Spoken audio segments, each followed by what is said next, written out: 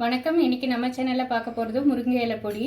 முருங்கை இலையில கால்சியம், அயன்லாம் நிறைய இருக்குது. இந்த கீரை அடிக்கடி சாப்பிட்றதுனால கண் பார்வைக்குமே ரொம்ப நல்லது. வாரத்தில் 3 நாளாவது இதை சேர்த்துக்கிட்டா உடம்புக்கு ரொம்ப நல்லது. இந்த கீரையை ஃப்ரெஷ்ஷாக அடிக்கடி செய்ய முடியாத பட்சத்தில் இந்த மாதிரி காய வச்சு பொடி பண்ணிக்கலாம். இந்த பொடியை சாதம் கூட பிசைஞ்சும் சாப்பிட்லாம். இஞ்சி பூண்டு தட்டி போட்டு வெஜ் சூப் பண்ணும்போது இதையும் சேர்த்து கூட பண்ணலாம். இல்லை இது தனியாக வச்சு கூட ஒரு சூப் பண்ணிக்கலாம். முருங்கை இலையை நல்லா கழுவிட்டு நிழலில் காய வச்சு எடுத்துருக்கேன்.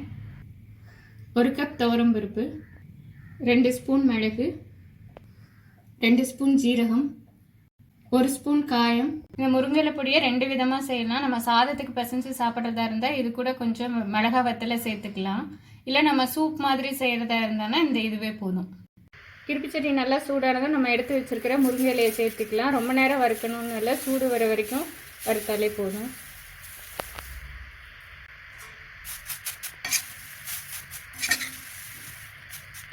ஒரு நிமிஷத்துக்கும் குறைவாகவே வறுத்த போதும். எண்ணெய் எதுவும் சேர்க்க வேண்டாம். நம்ம சூடுபடுத்திக்கிறதுனால பொடி பண்ணும்போது நல்லா ஃபைனாக பொடியாகும். அதுக்காக தான் லேசாக சூடு பண்ணாலே போதும்.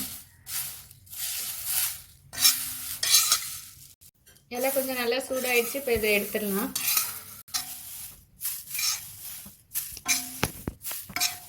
இப்போ இது கூட துவரம் பருப்பை சேர்த்து வறுத்துக்கலாம். எண்ணெய் எதுவும் ஊற்ற வேண்டாம். நல்லா வாசனை வர வரைக்கும் வறுத்தா போதும்.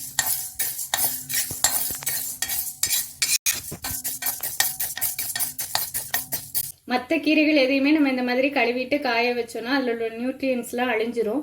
ஆனால் முருங்கைக்கீரையில் மட்டுமே அது காஞ்சதுக்கு அப்புறமே அதோட நியூட்ரியன்ஸ் எல்லாம் அப்படியே இருக்கும். பருப்பு நல்லா வறுபட்டுருச்சு, நல்லா வாசமும் வந்துருச்சு. இப்போ இதை எடுத்துடலாம்.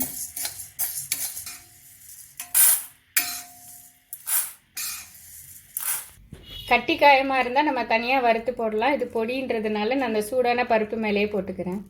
அடுத்ததாக மிளகையும் வறுத்துக்கலாம்.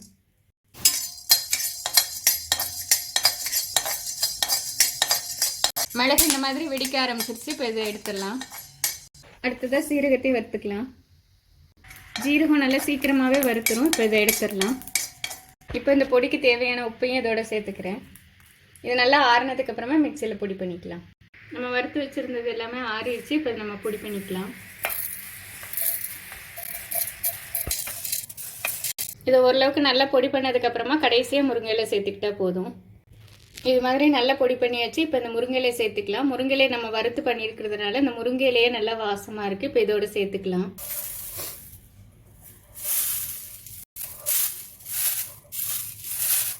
எல்லாமும் சேர்த்து நல்லா பொடி பண்ணியாச்சு. இதில் மிளகு ஜீரக வாசனையோட நல்லா இருக்குது. இதில் நம்ம துவரம் பருப்பு சேர்த்துருக்கிறதுனால இந்த பொடியில் ப்ரோட்டீனும் இருக்குது.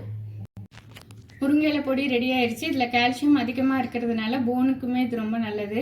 ஃப்ரெஷ்ஷாக செய்கிறதுக்கு டைம் இல்லாத போது இந்த மாதிரி நம்ம செஞ்சு யூஸ் பண்ணிக்கலாம். இந்த பொடியை வச்சு சூப் பண்ணுறது ரொம்ப ஈஸியாகவே இருக்கும். இந்த வீடியோ உங்களுக்கு யூஸ்ஃபுல்லாக இருக்கும்னு நினைக்கிறேன். இதே மாதிரியான இன்னொரு வீடியோவில் உங்களை சந்திக்கிறேன்.